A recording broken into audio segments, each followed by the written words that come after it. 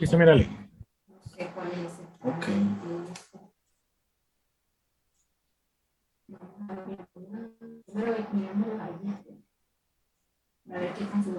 Bueno, solo repasando un poquito lo que vimos el día de ayer. Vimos que era una prueba de software, los tipos de pruebas que existían, niveles que tienen contenidos en ellos. Luego describimos, dependiendo del tipo de pruebas, y pruebas técnicas y pruebas de sistema y pruebas funcionales, cuáles son todos los tipos de pruebas y sus definiciones o tipo de cómo comprender cómo hacerlas. Vimos las pruebas funcionales, ¿sí? Casos de uso, de humo, regresión. Y estamos cerrando con las pruebas de aceptación, en donde como punto clave son las pruebas que me permiten recibir el pago de un servicio cuando nosotros somos una empresa proveedora de servicios informáticos. Por aquí es que nos terminan pagando, ¿sí? Esas serían las pruebas de aceptación como tal. Ahora vamos a hablar de los métodos de pruebas que existen en el mercado o que existen vamos a agregar aquí que hay dos personas más. Métodos de prueba que existen para poder hacer testing, ¿ok? Tenemos tres: pruebas de caja blanca, pruebas de caja negra y testing aleatorio. ¿Qué son las pruebas de caja blanca? Sin leer la definición, ¿qué se les ocurre a ustedes como pruebas de caja blanca? ¿Cómo es una caja blanca? ¿Qué creen que se les puede venir a la mente?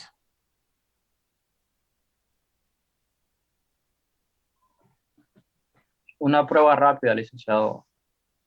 Una prueba rápida, podría ir por ahí, pero algo que no les parece como transparente, poder ver, Sí, blanca, algo rápido, limpia, transparente, sí.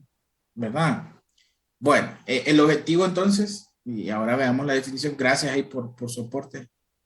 Entonces, ¿qué son las pruebas de caja blanca? Son también conocidas como caja de cristal o pruebas estructurales. Estas se centran en los detalles procedimentales del software, por lo que su diseño está fuertemente ligado al código fuente. ¿Qué quiere decir esto? Que se van a las tripas del software, ¿ok? Esas pruebas son las que yo ya puedo ver todo el proceso que se ejecuta. El testeador escoge distintos valores de entrada para examinar cada uno de los posibles flujos de ejecución del programa y cerciorarse de que devuelven los valores de salida adecuados. ¿Sí? Como ustedes ya saben, una prueba consiste en ejecutar ciertos parámetros para obtener un resultado. Entonces, una prueba de caja blanca es muy similar, lo único que yo tengo es la capacidad de meter las manos hasta el fondo, de poder verificar que todos sus componentes internos pasaron por el flujo adecuado y que me entrega el resultado adecuado. ¿Sí? Entonces, la ilustración que ustedes están viendo es exactamente esa. ¿Sí? Ustedes pueden definir qué valores voy a ingresar, cómo esos valores se fueron distribuyendo al interior del aplicativo y cómo sale el resultado final que ustedes están buscando. ¿Okay? Las principales técnicas de las pruebas de caja blanca son técnicas ya es cuando, ¿cómo puedo hacer para hacer realidad una prueba de caja blanca? Bueno, aquí hay pruebas de flujo de control, ¿sí? En donde yo puedo ver con el control cómo va el flujo, controlando el flujo. Pruebas de flujo de datos. Si yo ingresé la información del cliente y sus facturas, puedo ir viendo el flujo hacia dónde, cómo fue distribuyéndose al interior del sistema para poder decirme que terminó, pero por debajo yo ya sé que la base de datos almacenó, que el otro lado almacenó, etcétera, etcétera, etcétera. Sí. Pruebas de bifurcación o branch testing es ir viendo ramas distintas de lo que es internamente toda la solución. ¿Sí? Y pruebas de caminos básicos en donde yo voy de un punto A a un punto B, pero yo me aseguro de que pasó por el punto A y punto B. Y para ponernos en contexto, ustedes que ya pasaron la clase de implementación, que ya pasaron lenguaje 1, 2, 3, 4, creo que saben que es debuguear. El debuguear realmente es una especie de pruebas de caja blanca. ¿Por qué? Porque me permite a mí, desde toda la estructura del código fuente, navegar en todas las estructuras y componentes distintos que ustedes han desarrollado, ir viendo cómo se va transformando o cómo se va transportando los datos, ¿sí? En cada uno de esos componentes. A mí eso es lo que más me gustaba cuando programaba, ¿sí? Que yo iba y experimentaba, por dónde pasaba todo. Y cuando no me funcionaba algo, pues la única manera de poder ver dónde se quedaba era con ese tipo de prueba. Sí, el debugueo, ¿sí? Cuando ustedes van step by step de cada sentencia de código que ustedes desarrollaron. Entonces, esas son pruebas de caja blanca. Es algo que yo puedo ver todo. Ahora están las pruebas de caja negra.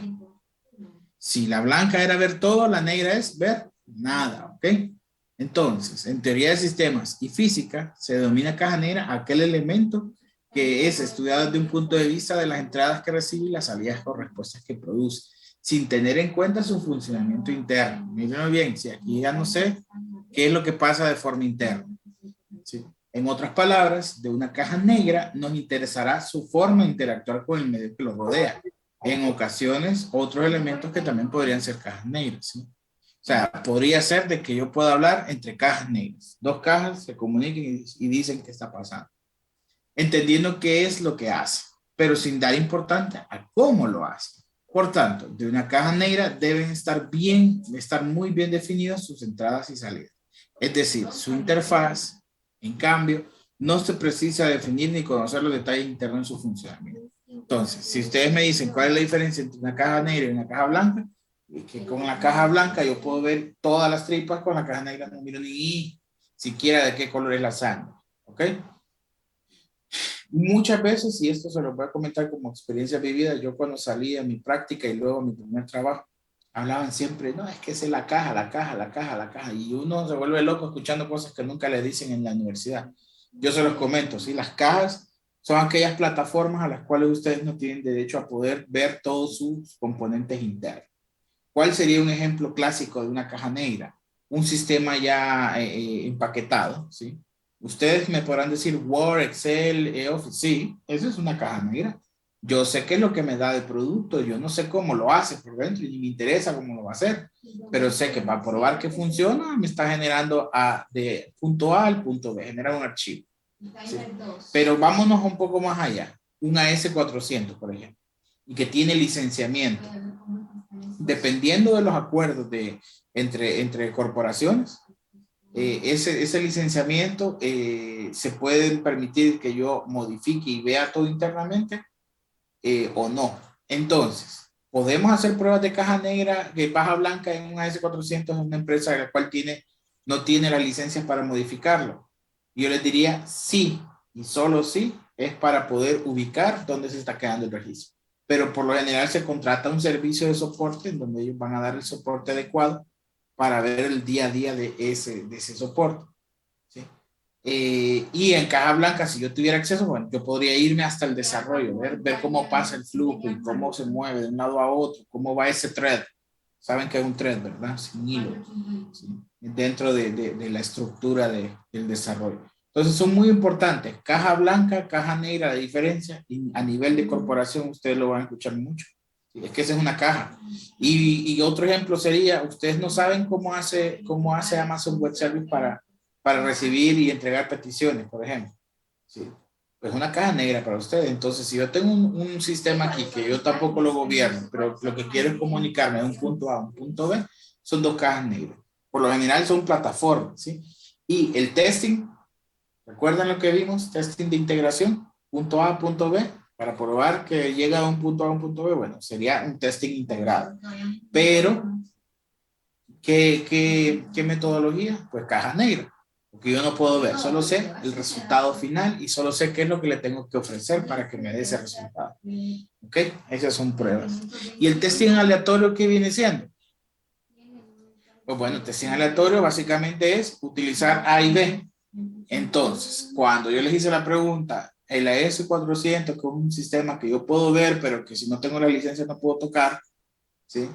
¿Qué sería? Bueno, es una especie de testing aleatorio, porque yo puedo ver, pero no puedo tocar y a la vez voy a saber puedo gobernar en cierta medida el flujo, ¿sí? Entonces ahí es donde el testing aleatorio ayuda a que ustedes puedan tener una versión más estable. Ahora, si yo les pregunto, el testing que ustedes van a realizar con los grupos que están evaluando, ¿cuál sería? ¿Qué método sería?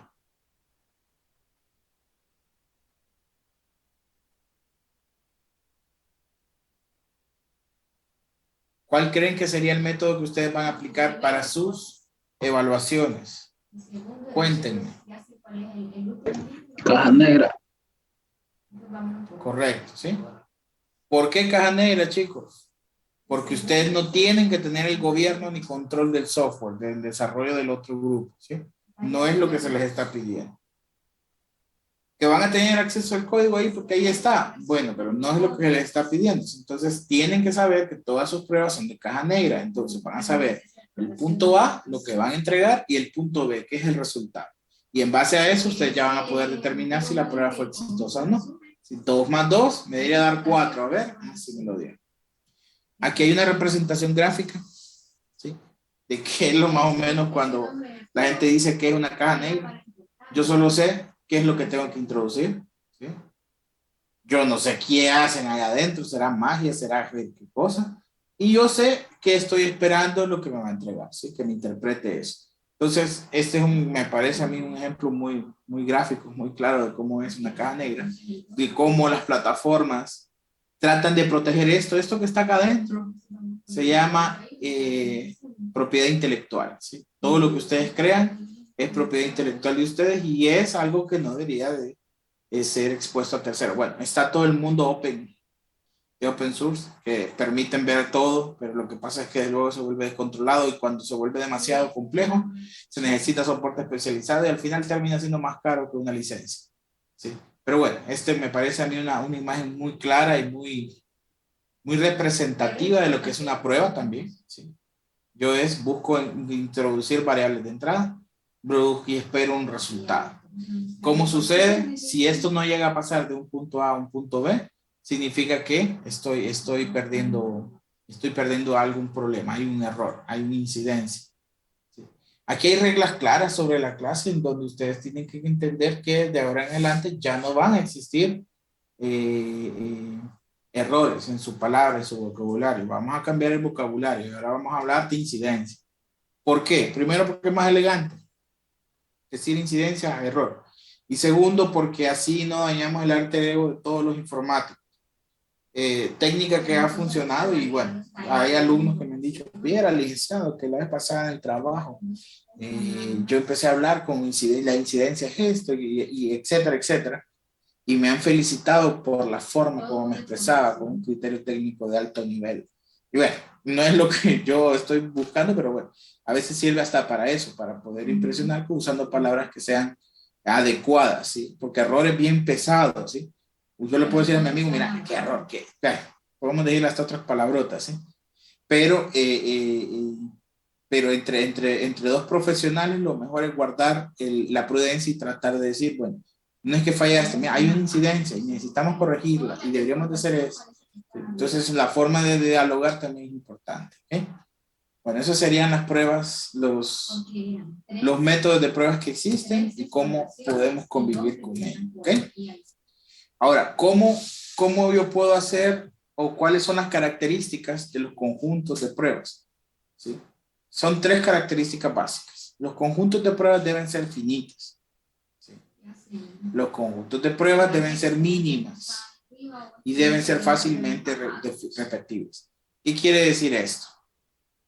Cuando deben ser finitas es porque no pueden ser infinitas, ¿sí? O sea, tienen que tener un espacio específico. O sea, voy a probar una calculadora, voy a probar las operaciones multiplicar, dividir, restar, porque luego dicen, no, voy a probar multiplicar con una resta, ya empieza a complicarse. Si debemos de buscar la manera en donde yo cubra la mayoría de casos y que me dé un porcentaje de certeza de que el sistema está bien. Entonces deben ser finitas, así, bien claras. Esto con esto yo sé que el sistema funciona.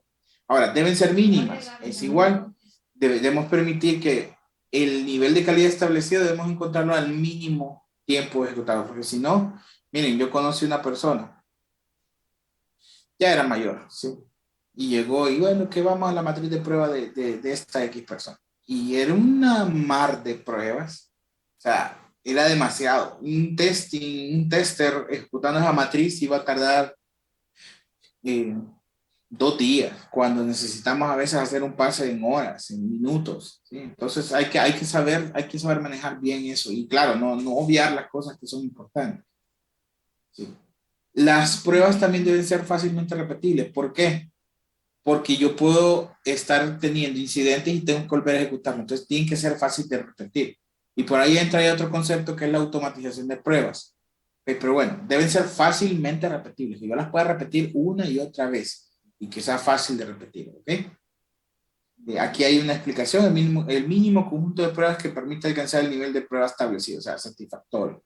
Y la de 2 asteriscos es rara vez un conjunto de pruebas se ejecuta una única vez. Si un conjunto de pruebas descubre errores, es normal ejecutarlas una segunda vez para verificar dichos errores que han sido corregidos. Ahora, ¿cuáles son los pasos para poder ya generar una prueba o una matriz de pruebas? Paso número 1, se deben validar los requisitos respecto a los objetivos. Todo proyecto y toda implementación de un sistema tiene un objetivo y tiene requisitos. Entonces, partiendo de ahí, es que uno tiene que decir, ese es el primer paso, validar mis requisitos en base al objetivo. Si usted se sale de eso, entonces está buscando otra cosa, ¿sí? Segundo paso, aplicación de casos de uso sobre los requisitos. Aquí es donde entra, ok, obtengo los casos de uso que la empresa ha definido y sobre esos requisitos veo cómo encajan. ¿Sí? Tengo que probar este módulo, y luego este integral. Revisión inicial de ambigüedad. Una vez que ya vi los casos de uso sobre los requisitos, voy a generar un montón de actividades. Y si hay algo que es ambiguo, que se repite, entonces debemos irlo descartando porque aquí ya se prueba. O por ejemplo, hay un proceso integral que prueba 3 o 4 o 5 pantallas, entonces yo puedo eliminar las otras que se ejecutan de manera individual. Revisión por parte de los expertos de dominio, ¿sí? Entonces aquí ya viene, ya después de haber eliminado la ambigüedad, ustedes vienen y se lo traspasan a las personas que saben un poco más del sistema. Arquitectos, empresarios, ya del área de negocio y que diseñó esto. Hay una validación de un senior. Luego de eso se empieza la creación de diagramas de causa y efecto y generación de pruebas. ¿Para qué? Para que yo pueda definir qué es lo que voy a introducir y cuál es el efecto esperado, ¿sí? Para poder hacer la generación de pruebas. Sexto paso, verificación de la consistencia. Si es consistente lo que estoy definiendo con esos diagramas, ¿sí? Luego, revisión de los casos de prueba por los escritores de los requisitos. Entonces, ya una vez que ustedes hicieron hasta el paso 6, empieza la validación con personas específicas. Quien escribió el requerimiento tiene que ver, sí, esta matriz sí está probando esto, y si hace falta algo, se incluye. Si no pasa por una aprobación, ustedes pues pierden un poco la objetividad, ¿verdad? Porque no es ser juez y parte, sino probar todo lo que se espera que se tenga. Luego pasa a la revisión de casos de prueba por los usuarios del sistema. El escritor de los requisitos puede ser un área de negocio, un área técnica. El usuario del sistema pues ya son el usuario final que se encarga de tener ese sistema, ¿sí? Luego pasa por la revisión de casos de prueba por los desarrolladores. Los desarrolladores también forman parte del ciclo de vida de todas estas pruebas. Esto lo hace un tester, ¿ok?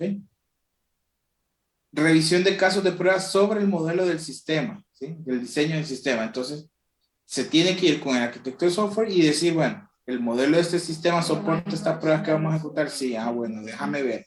No, agregate estas porque también tenemos que mirar la carga, volumen y tensión, porque recordad que cuando generes X prueba va a generar una masividad de 50,000 transacciones y quiero ver si eso funciona, entonces agregarla. Un ejemplo, ¿sí? Revisión de casos de prueba sobre el código, ¿sí? Ya se van los desarrolladores y dicen, hey, fíjate que estuve probando porque miren, cuando se va generando o se va circulando la matriz, ya el desarrollador se pone pilas y dice, hijo, le van a probar esto, yo no había hecho que restara números negativos. ¿Sí? Entonces, fíjate que vamos a agregar esta prueba porque no lo dice, te prueba a ver cómo se comporta. ¿Sí? Cositas como esa. Y ya por último se ejecutan los casos de prueba y se obtienen los resultados.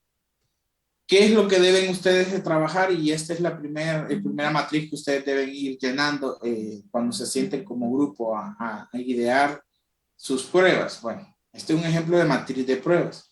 Entonces, toda persona que va a hacer un testing debe ejecutar pruebas en base a una matriz, ¿sí? Si se fijan, aquí tenemos nombre del proyecto, el ciclo de pruebas, primer ciclo de pruebas unitarias, etcétera, el nivel. Y vamos creando caso de prueba. Por ejemplo, login al sistema, ¿sí? Login con usuario y password correcto. Descripción, se va a loguear el sistema con X usuario para poder obtener un acceso satisfactorio, ¿sí? Esa es la descripción. ¿Qué fecha la va a ejecutar? ¿Quién es el área funcional o el subproceso? Y la característica que están evaluando. ¿Ok? Y así sucesivamente se generan toda la matriz del tema en particular, ¿sí? Y luego ustedes ejecutan la prueba. Por aquí hace falta un cuadrito en donde da el resultado. El resultado tiene que decir cuántas pruebas hicieron y cuántas fueron exitosas y cuántas son fallidas, ¿sí? Entonces, por ejemplo, ustedes pudieron haber probado esa prueba que les describí, es importante. Ahora, aquí sucede algo muy clave. Yo bajo muchos puntos porque no saben redactar una prueba. Las pruebas se describen con verbos, se dice, vamos a realizar eso. No, ponen ortografía. No, chicos, la prueba no es ortografía. Y les pasa en la primera presentación. La prueba es verificar la ortografía de comas y puntuación en el manual de usuario. Esa es una descripción de una prueba. Pero no me pongan ortografía. Igual me ponen generar reporte. ¿Qué? ¿Qué? ¿Cuál reporte? ¿Cómo? Denme más descripción. Tiene que ser específico. Sí, el objetivo de este trabajo es que ustedes aprendan a redactar también, ¿sí? Y que alguien pueda leer y decir, ah, vas a probar esto, ¿verdad? Listo, entiendo, ¿sí? Este formato también está en el campus virtual y ustedes puedan acceder a él para que puedan hacer todo el detalle que necesitan, ¿sí? Ahora, ¿por qué tenemos que hacer pruebas? Y por ahí me preguntaban ayer que para qué el informático tiene que hacerlo. Hay un tema de negocio que es muy importante, tanto si fuesen ustedes propietarios de una empresa o si trabajan para una empresa, que es el costo en la corrección de errores de forma gráfica. O sea, ¿qué tanto cuesta hacer esa corrección? Y es algo que es doloroso porque sí significa mucho tiempo. Como ustedes podrán ver, más de un cuarto del tiempo de un ciclo de vida de un sistema se va solo en levantamiento, diseño, codificación y pruebas para poder poner en producción. ¿Sí? Pero si esto falla, imagínense que falla a los 2 meses. Tienen que volver a iniciar todo el ciclo. Entonces el costo operativo, el costo monetario, el costo en tiempo, el costo en dedicación de los recursos es demasiado elevado. Entonces siempre tenemos que considerar eso al momento que hacemos una ejecución de pruebas. Entonces, ¿qué es lo que se busca? Que ustedes como informáticos tengan requerimientos bien claros, que sean bien analizados, que están bien diseñados, que sea una codificación lo más limpia posible y que en la etapa de prueba se prueben todos los casos necesarios para definir si un sistema es correcto o no.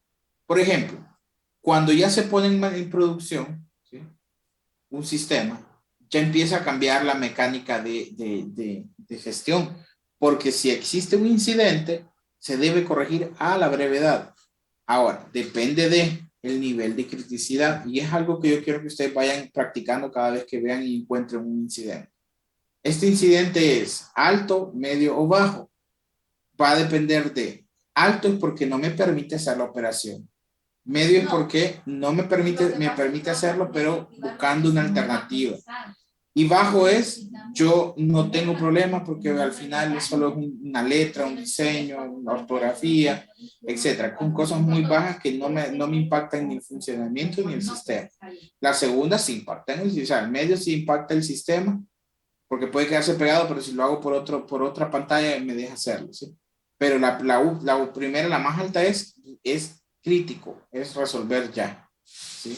Entonces hay que saber diferenciar. Y ustedes a medida que vayan haciendo pruebas van a decir, uy, esta prueba me detiene. Entonces, crítica. A esta prueba no me detiene, pero mira que si yo lo dejo en blanco, cuando ustedes prueban, por ejemplo, crear un registro y les pide que debe insertar números y tal vez no es necesario, no es obligatorio el campo. ¿Es una prueba que les detiene? Sí. pero ustedes pueden dejarlo en blanco, lo pueden llenar con valores X. Sí, y los deja pasar, sí, listo. Entonces tiene un workaround, ¿sí? Una manera de saltarse el proceso. Pero tenemos que analizar cómo funciona eso, esos niveles, ¿sí? Y eso me gusta ponerlo en examen a mí, que ustedes tengan ese criterio de analizar. Entonces, ¿cuánto cuesta las correcciones? Más de un cuarto del tiempo, porque volver a repetir todo el proceso es algo doloroso, ¿sí? Pero ¿cómo podemos hacer para evitar eso? Bueno, debemos aplicar procesos de mejora continua. ¿Cómo aplicamos procesos de mejora continua? Bueno, básicamente es algo que viene un concepto viejísimo. Si no nació con los sistemas, nació con, bueno, con los sistemas de información tal vez sí, porque siempre hay que ir mejorando. Ustedes vean cómo van a una comida rápida y vayan a un restaurante que tal vez no tenga mucha experiencia y van a notar que una hamburguesa en un lado A y un lado B se tarda de manera abismal, pero todo es gracias a un proceso de mejora continua. Si yo puedo mejorar mi proceso, continuamente voy a ir mejorando los tiempos y voy a ir perfeccionando. Para eso se inventan un robot, se inventan una máquina que pone a cocinar más rápido, ejemplos, ¿sí? Entonces, los procesos de mejora continua aplicados a informática son súper necesarios y este concepto es del siglo pasado, ¿sí? Que pretenden que mejorar los productos y servicios y procesos que se tienen dentro de una institución, más que todo en un software. Eh, Postula que una actitud general que se debe ser la base para asegurar la estabilización del proceso y la posibilidad de mejora.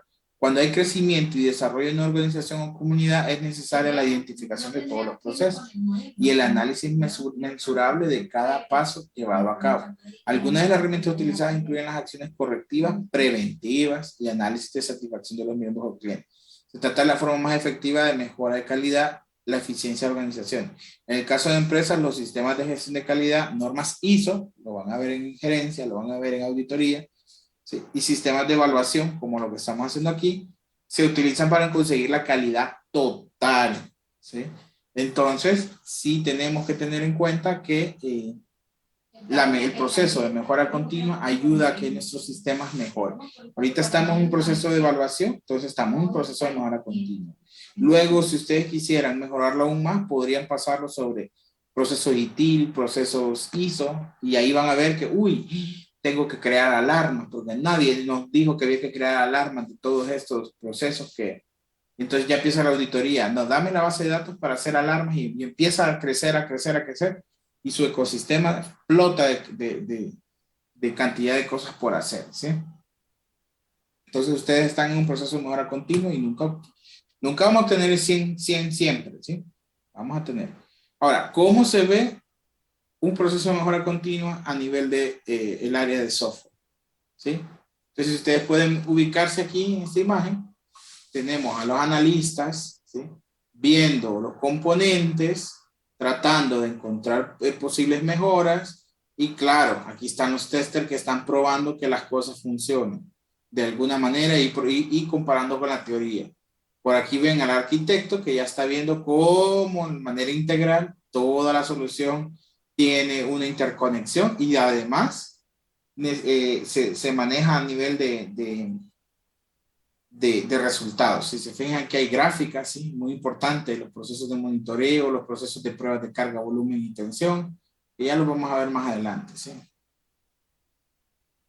Ahora, dentro del ciclo de la mejora continua, ¿qué acciones o qué actividades existen?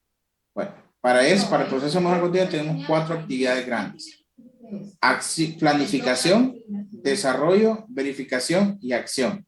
Entonces, ¿qué significa esto? Si ustedes se ponen desde una perspectiva del ciclo de vida del software, esto es análisis y diseño, programación e implementación, evaluación y puesta en marcha, ¿sí? Son muy parecidos.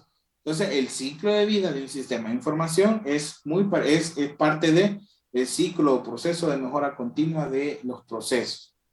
Entonces, sí estamos directamente relacionados y sí buscamos tener esa sinergia mutua, ¿sí? Bueno, ahora, ¿qué tipo de pruebas por su ejecución tenemos? Ustedes pueden probar de forma manual y pueden probar de forma automática.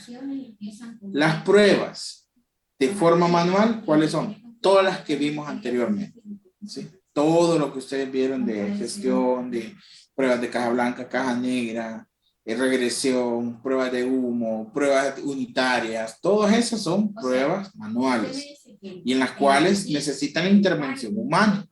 Sin embargo, existe una rama de tipos de pruebas que se pueden ejecutar automáticamente, ¿sí? Estas pruebas ya no requieren de la intervención humana. ¿Por qué? Porque se automatiza de tal manera a que pueda probar un componente y asegurarse que sí está bien funcionando de la mejor manera. Aquí ustedes pueden ver que la intervención humana aquí se puede determinar como 2 más 2 igual a 5, eso es un error, está equivocado. Pero bueno, eso significa que yo puedo programar algo que me automatice esto y que verifique los resultados. ¿Por qué? Porque sea una entrada y sea una salida. Entonces, ¿se pueden programar pruebas para automatizarlas? Sí. Hay muchas herramientas, por cierto, ¿sí? Entonces, ¿cuál es la utilidad de la automatización? Primero, que pueden ser repetibles, reutilizables, por eso se pueden programar. También es comprensivas, son rápidas, evita la redundancia y es un menor costo para mejorar la calidad del software, ¿sí? ¿Esto qué nos va a dar? Confiabilidad. ¿En qué? En que todo lo que se está haciendo funcione. Entonces, vuelvo al escenario y al ejemplo que les daba ayer de Facebook. ¿Ustedes creen que ustedes confiarían en Facebook si les deja que sus fotos estén publicadas de manera pública para todo el mundo? Ahí tienen a Alex ahí llorando, ¿sí? Porque lo vieron ahí que andaban. Bueno, ¿qué hace este tipo de empresa grande? Automatiza todo. ¿Sí? Y antes de poner a pasar una versión nueva a publicarla, corre testing automático y empiezas a verificar que todas las funcionalidades que tienen desplegadas funcionan de manera adecuada. Ya no necesitan intervención humana. Algunas podrán ser, pero allá hay un tema de calidad, de look and feel y customer journey que se van, son conceptos un poco más de cómo yo lo tomo, lo uso, etcétera. Pero pruebas como tal se automatiza casi el 100%. Entonces ahí es donde vamos hay otra rama. Yo les decía a ustedes, si ustedes explotan muy bien esta área, ustedes podrían llegar a tener un buen trabajo. Porque la gente que automatiza, o sea, programa pruebas automáticas es alguien que, pucha, está arriba de lo que pensó el programador y ya lo maneja. Para eso también hay una herramienta, pucha, yo quería incluir esa slide, pero bueno, se las comento así brevemente. Hay unas herramientas para integración continua, la cual me sirve, y eso está muy relacionado ahora con microservicios, ¿sí? Todas estas tecnologías o todos estos conceptos nuevos nos llevan ahora a que yo puedo automatizar los despliegues. Y entonces la integración continua que me permite agarrar un desarrollo, el programador puede determinar el desarrollo, mandar eso a un proceso de integración continua. La integración continua ejecutará ciertos tests automáticos para asegurar de que todo funciona de manera correcta y luego desplegará en producción una vez que fueron superados, si el nivel de calidad es satisfactorio. Y es muy parecido al tema de microservicios, ¿sí? Que se autogestionan ahora, ¿sí? Que ya se está sacando de en medio a la parte de infraestructura para ya manejar todo hacia afuera y más micro. ¿Sí? Entonces la granularidad, lastimosamente, si ustedes dirán, bueno, yo era así cuando era estudiante y decía, pucha, todo, entre más fácil es mejor, o sea, que esté más combotizado todo, que solo jale una palabra mucho mejor, pero la granularidad me da mejor control, ¿sí? ¿Dando qué? Confiabilidad. Pues bueno, dentro de las pruebas automáticas tenemos dos tipos. Las pruebas funcionales, y automatizo el clic, clic, clic, ingreso A, B, C, y le doy guardar. Eso yo lo puedo automatizar, que es una prueba funcional, y las pruebas de carga, volumen y tensión. ¿Sí? Estas pruebas son las encargadas de revisar, y las de carga, volumen y tensión son estas, son las encargadas de revisar la eficiencia a nivel de hardware versus la configuración del software. Con esto se requiere poder encontrar las deficiencias de momentos de mucha carga o volumen de datos que a su vez provocan tensión en los equipos informáticos. Entonces, estas pruebas me van a dar la apertura a mí de verificar que todo va a funcionar de una manera eficiente. Entonces les pregunto, ¿ustedes creen que la universidad tiene una eficiencia al momento de la matrícula en su sistema de matrícula? O sea, se cae cada rato, o el campus. ¿Creen que ellos han aplicado algún testing de carga, volumen y tensión para asegurarse de que todo funcione bien?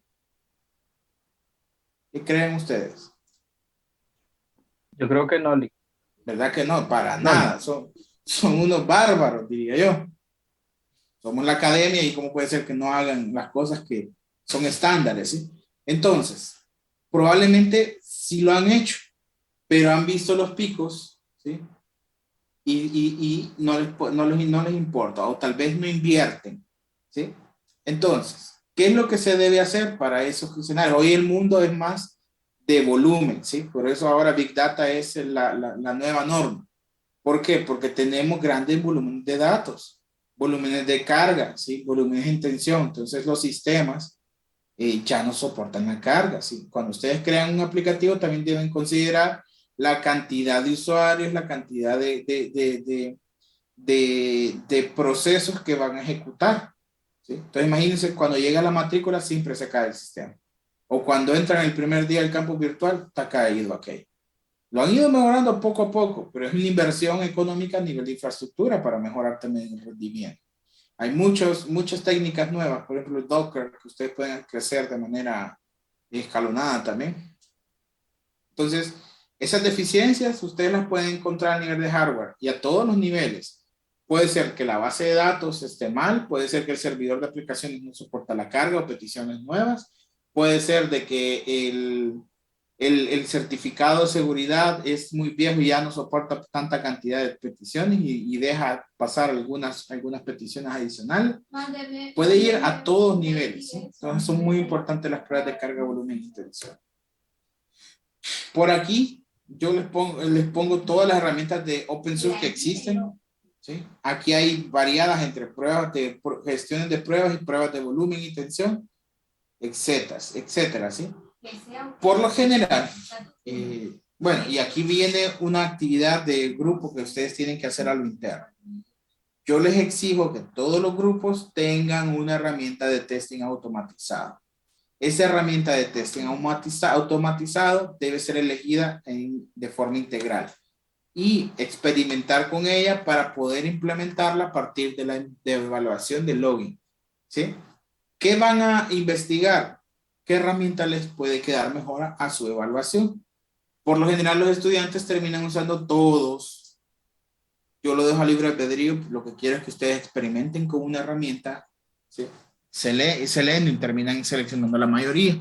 Pero existen muchas herramientas. Y este listado es viejo. Hay un montón de nuevas, ¿sí? Y estas son de open source, ¿sí? Hay de paga también.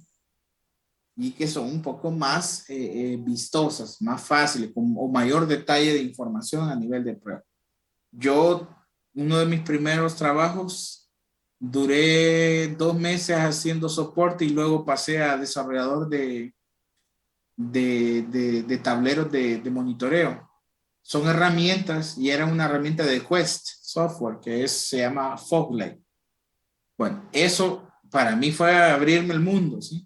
Es poder automatizar y evaluar datos, capacidad y consumo, ¿sí? O sea, era algo súper fácil de hacer, pero me permitía a la empresa donde yo estaba evaluar cuánto dinero entraba, cuánta gente estaba fallando en el servicio, un montón de cosas. ¿Sí? Era una cosa impresionante. Para mí, cuando yo salí allá por el año 2011, era algo que, pucha, increíble, ¿va? Ahora, bueno, hay cosas mucho más fáciles de hacer. Ahora están las APIs, están los web services, están la wiki API. Bueno, ¿qué es lo que no hay ahora para poder verificar también la estabilidad de todos esos servicios y los rates de, de precisión en respuesta, ¿sí? Los TPS y todo eso. Hay un montón de técnicas. Entonces, por favor, recuérdenlo, deben elegir una herramienta. El día de su primera exposición, o sea, la próxima semana, yo les pido que ustedes me deben decir cuál es la herramienta que van a utilizar y que van a adoptar para toda la clase, ¿sí? De ustedes, o sea, cada grupo debe decir. Ok. Por aquí yo tenía un mini laboratorio para que ustedes pudieran ver una ejecución de pruebas de Load UI. Por lo general lo que yo hacía es que ya no tengo la licencia, ya día venció eso. Entonces yo corría esa aplicación, Load UI, y con Load UI poníamos una URL y bombardeábamos esa URL. Y mirábamos a ver qué pasaba, si se caía o qué pasaba. Pero bueno, no tengo la licencia. Tal vez mañana les puedo montar. Yo estaba buscando descargar otra herramienta gratuita para poder usarla y mostrarles ese. Ahí lo que quiero que experimenten. Si ustedes pueden hacerlo en su casa, perfecto. Busquen una herramienta, por ejemplo, el JMeter, configúrenla y pueden ejecutar una prueba de carga sobre los servidores de la autónoma. Siempre les digo lo mismo, para que se bajen la página, por ejemplo, tanto carga que le manda, plug, se va a caer. Ahora, no crean que es sencillo hacer eso, ¿sí? ¿Por qué? Porque a nivel de arquitectura, de infraestructura, nosotros tenemos los famosos balanceadores de carga o los load balancer, ¿sí? Entonces, si ustedes llegan a una petición, ¿sí? Esto es lo que evalúan es transacciones. Las peticiones están llegando a una URL, así funciona Google, Facebook y todo, ¿sí? Entonces llegan a un servidor que es un balanceador de carga. Y hay servidores hasta por regiones, ¿sí? En todo el mundo. Hay uno en México, uno en Honduras, uno ahí así. Y estos a su vez tienen una granja de servidores, ¿sí? Asignados para poder soportar toda la carga. ¿Qué significa? Que si ustedes corren una herramienta como estas y corren, pongámosle 30,000, ¿sí? Ahí disculpen las letras que estoy con el mouse. 30,000 TPS. TPS, que es transacciones por segundo, ¿sí? Este aparatito de acá debe distribuirlos de manera equitativa entre todos los servidores que él tiene. Una vez que se consuman todos, ahí se va a caer el aplicativo. Pero por lo general, esta arquitectura lo que tienen es que en cuanto empieza a ver que la carga está siendo superada, agregan más nuevos, ¿sí? Esa es la ventaja de tener este tipo de arquitecturas. Ahora, cuando ustedes prueben, si es que ustedes lo hacen o cuando yo lo hago, también hay otro tipo de balanceo. Cuando hay un balanceo que me identifica quién soy yo, él va a identificar que la computadora de Pedro Juan es el que está mandando las peticiones. Entonces la va a mandar siempre en un solo servidor. Entonces lo que va a hacer este 30 TPS es irse hacia acá, al primer servidor, hasta que lo mata, ¿sí? Una vez que se cae ese servidor, ya ustedes van a poder notar que su computadora ya no accede al portal que están queriendo acceder, al cual están testeando. ¿Sí? Entonces, es bien interesante esta prueba. Voy a ver si mañana les hago un pequeño laboratorio rápido de estas. Pero si no, háganlo ustedes en su casa y pruébenlo, ¿sí? Pero sepan, la infraestructura cuenta. Por eso les digo, vienen a esta clase, ya vienen con otra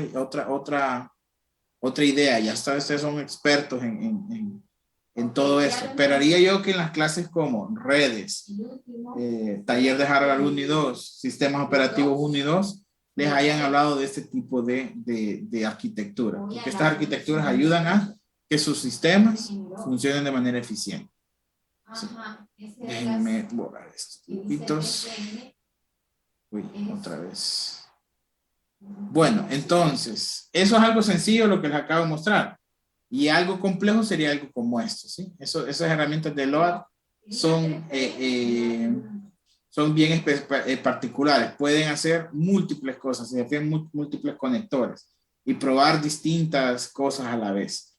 También se puede probar carga a nivel de base de datos, que yo pueda abrir un montón de conexiones y se muera la base de datos. O que yo cree, y algunas bases de datos tienen algunas configuraciones. Ustedes saben que es el High Availability System o alta disponibilidad dentro de una base de datos. Significa que ellas, como la arquitectura que les mostré, la base de datos también pueden trabajar de esa manera. Y lo que se puede hacer es que una sesión puede ejecutar multiprocesos. Y entonces hace lo mismo, distribuye y crece. Distribuye y crece, distribuye y crece, claro. Pueden morir en algún momento, ¿sí? Y ahí es cuando dice, está caído el sistema, y que llegan a los bancos y dicen, uy, no hay sistema para pagar la luz. Significa que está caído porque algo pasó, sobrecarga, ¿sí? Se llenó la base de datos y ya no puede responder. Cositas como esas. Bueno, como les dije, investigar una herramienta de testing y que ustedes la puedan implementar a lo largo de la clase, ¿sí? Esa es parte de lo que ustedes deben hacer para esta clase. Y bueno, es ganar, ganar. Si ustedes buscan una herramienta que se usa bastante en el mercado y la aprenden a utilizar, aplausos porque ya tienen algo más que agregar a su currículum y trabajar de esto. Bueno, luego, ya con esto terminamos toda la teoría de la clase, chicos. ¿Sí? Ya con esto ustedes en teoría podrían ahora crear un conjunto de pruebas, ya podrían pensar en qué implicaciones tiene, ya comprenderían que están evaluando unas cajas negras, ya saben que tienen que hacer pruebas de integración, ya saben cómo hacerlas de un punto a punto, una prueba de integración entre el sistema y la base de datos, etcétera, etcétera, etcétera, ¿sí? Entonces, ya estamos listos para evaluar, ¿sí? ¿Qué es lo que van a evaluar en la clase? Son 3 unidades, ¿sí? Ya lo hablamos. Evaluar manuales y empresas, que sería para la próxima semana. Este fin de semana tienen que ejecutarlo. Evaluar la base de datos y evaluar login. Primer parcial. Evaluar entradas, evaluar salidas y evaluar seguridad. Segundo parcial. Y evaluar todos los cambios, o sea, todo eso de nuevo para asegurarnos de que se hicieron correcciones. Y por último, un examen teórico. Entonces, hasta aquí nos vamos a quedar el día de hoy. Mañana comenzamos a explicar cada una de estas exposiciones, ¿sí? Y algunas reglas básicas de la clase en exposiciones. ¿Ok? Entonces, mañana, por favor, sí les pido mayor atención, mayor disposición para que podamos terminar eso en este tiempo. ¿Ok?